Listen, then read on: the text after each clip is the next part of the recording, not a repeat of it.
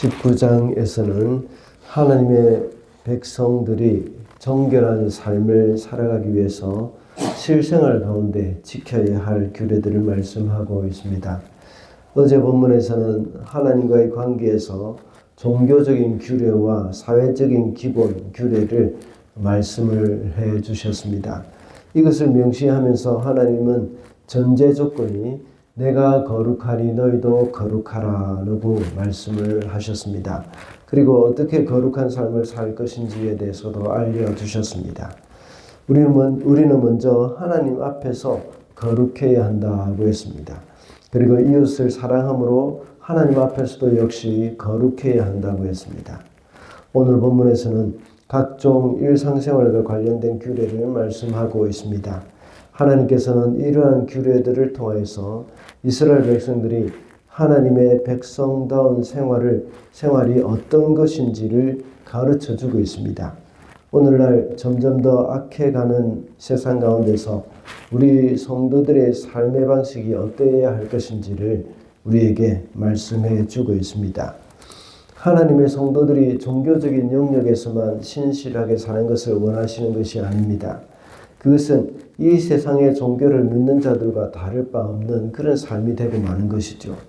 가나안의 이방 종교를 믿는 사람들과 같이 될 수밖에 없습니다. 바알과 아세라를 믿는 사람들도 역시 자기들의 신에게 헌신을 하고 굉장히 종교적인 의식을 잘 치르기도 합니다. 굉장히 또한 이들은 이 정성이 깊다고 볼 수도 있습니다. 그러나 하나님의 백성은 종교의식에서 뿐만 아니라 우리 모든 생활 방식에까지도 하나님의 백성다운 삶이 무엇인지를 주님께서는 가르쳐주고 있습니다. 그래서 오늘은 하나님의 백성다운 삶이라는 제목으로 말씀을 살펴보고자 합니다.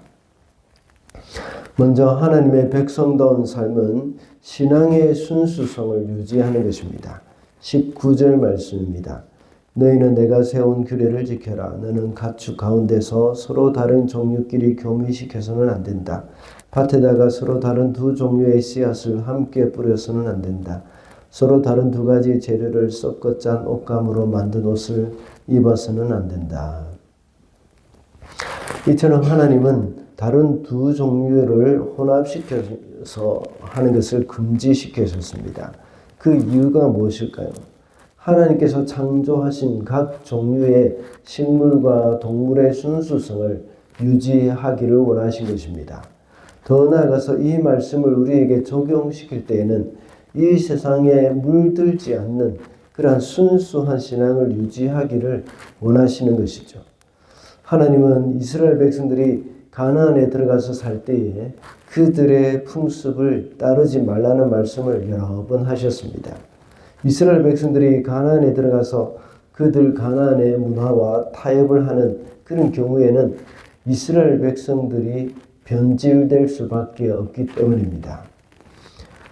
우리 성도들도 역시 조심하고 경계해야 할 것은 신앙의 순수성이 변질되지 않도록 해야 한다는 것이죠. 대부분의 성도들을 볼 때에 초신자일 때 보면 가장 신앙적으로 순수하다는 생각이 들 때가 많습니다.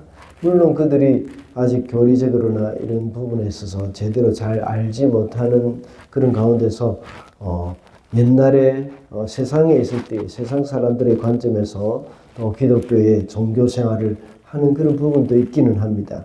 그러나 그 신앙의 순수성 이런 것들을 볼 때에 참 신앙적으로 초신자들이 많이 순수한 부분들이 있습니다. 또 다 그런 것은 아니지만 많은 사람들은 신앙의 연륜이 깊어지면 깊어질수록 그 순수해야 하는 것이 정상인데 그렇지 못한 경우가 많습니다. 하나님의 말씀을 많이 알고 설교를 많이 듣고 성경 공부를 많이 할수록 점점 더 순수성과 멀어지는 사람들이 있습니다. 그래서 예수님도 에베소 교회를 향해서 말씀하시기를 첫사랑을 회복하라고 말씀하실 것 같습니다. 이럴 때 우리가 에베소 교회에 보내신 예수님의 처방을 잘 생각을 해봐야 합니다. 그래서 우리가 그 사랑이 어디서 떨어졌는지 생각하고 또 회개하여서 처음에 가졌던 그 순수한 신앙, 주님과의 첫사랑을 회복을 할 수 있어야 하겠습니다. 다음으로 하나님의 백성다운 삶은 하나님을 우선으로 합니다. 24절 말씀입니다. 넷째 해의 과일은 거룩하게 여겨 그 달린 모든 과일을 주를 찬양하는 제물로 바쳐야 한다. 23절부터 25절까지의 내용이지만 방금 24절만 읽었습니다. 23절에서는 가나안 땅에 들어가서 새로운 과목을 심을 때에 이 3년간은 과일을 따먹지 말라고 했습니다. 개역개정에서는 할례 받지 못한 것으로 먹지 말라고 표현을 하고 있습니다. 다른 말로 하자면 이 기간은 나무가 할례를 받는 기간이라는 것입니다. 3년 동안 과일을 먹지 못하고 할례 기간으로 여긴다는 것은 그 나무가 부정하다는 것이죠. 또한 사람이 할례를 받는다는 것은 하나님의 백성이 된다는 말이기도 합니다. 반대로 할례를 받지 못한다는 것은 하나님의 언약의 범주 안에 들어오지 못한다는 말이기도 하죠. 그때까지 나무의 열매를 먹지 말라는 것은 그 열매가 아직 정결하지 못하기 때문이라는 이 말임을 알 수가 있습니다. 그리고 4년째는 방금 읽은 말씀과 같이 하여서 온전히 하나님께 드리는 것입니다. 3년이 지난 후에 정결하게 되었을 때는 그 과일을 내가 따먹는 것이 아니라 하나님께 먼저 드려야 한다는 겁니다. 그래서 그 과일을 따먹지 말라 하는 것이 그런 말씀입니다. 그리고 5년 차부터는 백성이 먹게 하셨습니다. 그렇게 하면 그 소산이 풍성할 것이라고 말씀하십니다. 이 말씀은 철저한 하나님 중심의 삶이며 하나님을 우선으로 해서 살아야 한다는 말씀을 우리에게 주는 것입니다. 우리 성도들의 삶도 역시 이와 같이 철저하게 하나님 우선주의로 살아야 합니다. 그 나무뿐만 아니라 이스라엘 백성들은 항상 첫 소산을 하나님께 바치도록 하셨습니다. 이렇게 하나님께 가장 먼저 바치는 것은 하나님을 우선으로 해서 사는 것을 보여주고 있는 것입니다. 우리 믿음의 자녀들 중에서도 역시 이런 마음으로 직장 생활을 하면서 그 첫 번째 급여를 주님께 바쳐드리는 일들도 종종 있었습니다. 요즘은 그런 일이 점점 더 사라지는 것을 볼 수 있는데 참 부모들이 이런 것들을 좀 가르칠 필요가 있을 것입니다. 이것은 사람들은 기복주의 신앙으로 신앙을 없애야 한다는 그런 말로 하면서 마치 이렇게 하는 것이 기복신앙인 것처럼 생각하는 사람들도 참 많습니다. 그러나 그것이 아니라 하나님 우선으로 하나님께 가장 먼저난 것을 드린다 하는 그런 마음이죠. 그런데 이것을 기복신앙으로 없앤다는 것은 생각할 때에 목욕물을 버리다가 아기까지 다 버리는 결과라고도 할 수 있습니다. 이것이 복을 받기 위해서 그렇게 하는 것이 아니라 하나님이 내 삶의 우선이라는 고백이라고 할 수 있습니다. 이와 같이 우리는 모든 일에 있어서 하나님 우선주의로 살아야 하겠습니다. 마지막으로 하나님의 백성다운 삶은 하나님의 성품을 드러내는 것입니다. 32절부터 36절까지인데 32절만 읽어보겠습니다. 백발이 성성한 어른이 들어오면 일어서고 나이 든 어른을 보면 그를 공경하여라. 너희의 하나님을 두려워하여라. 나는 주다. 36절까지의 말씀인데 여기서는 노인을 공경하고 또 외국인이나 나그네를 학대하지 말라고 했습니다. 그리고 재판할 때에 공의를 베풀며 바른 저울을 명하고 계십니다. 이런 모든 명령들을 볼 때에 하나님의 성품이 드러나고 있다는 것을 우리가 알 수가 있죠.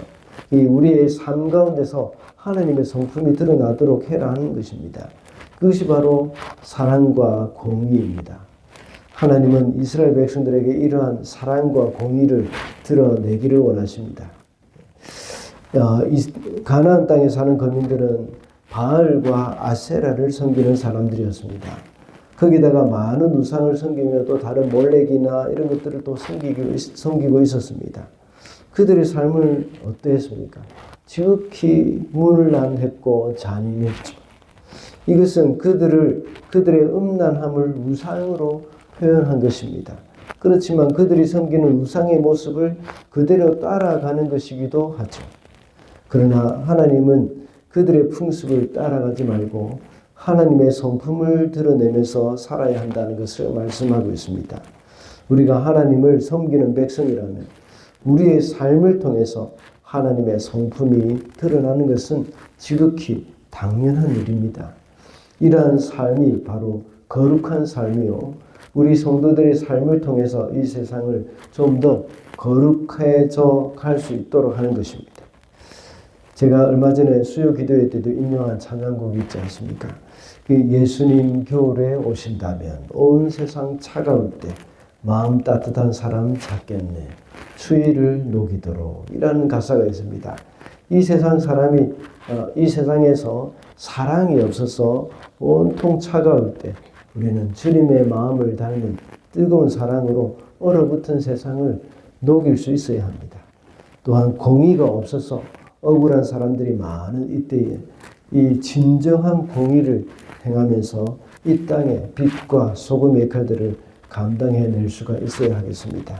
이것이 바로 하나님의 백성다운 삶이라고 할 수 있습니다.